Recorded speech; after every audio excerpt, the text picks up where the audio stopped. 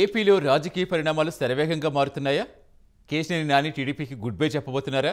ఇండిపెండెంట్గా పోటీ చేయబోతున్నారా? లేదంటే ఏదైనా పార్టీలో జాయిన్ అవుతారా?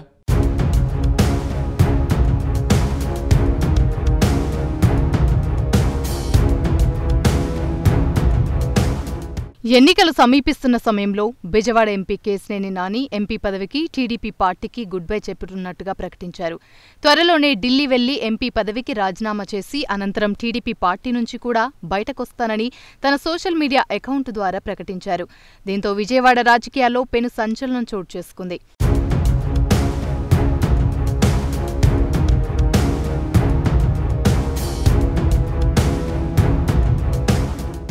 గత 3 రోజులుగా హాట్ టాపిక్గా కేశినేని నాని ఎపిసోడ్ నడుస్తుంది.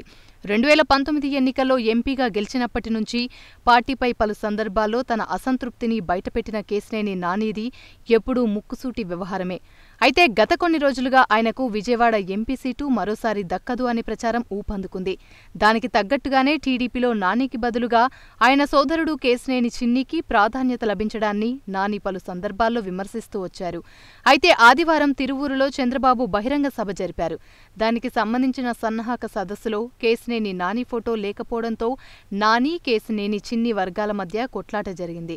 దీనిలో బందోబస్తుకు వెళ్లిన పోలీసులకు కూడా దెబ్బలు తగిలాయి. వెంటనే రంగంలోకి దిగిన చంద్రబాబు తన రాయబారులుగా కొనకళ్ల నారాయణ లాంటి కీలక నేతల్ని నాని వద్దకు పంపించి తిరువూరు సభకు దూరంగా ఉండమని చెప్పినట్టు నాని తెలిపారు.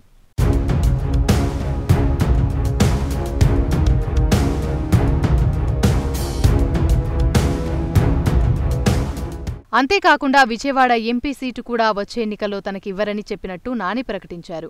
ఇదే విషయంపై సోషల్ మీడియా ద్వారా స్పందిస్తూ పార్టీ అధ్యక్షుడి నిర్ణయానికి తాను విధేయుడిగా ఉంటానని అన్నారు. ఒకరోజు గడిచేలోపే తను పార్టీకి ఎంపీ పదవికి రాజీనామా చేయబోతున్నట్టు ప్రకటించి సంచలనం సృష్టించారు.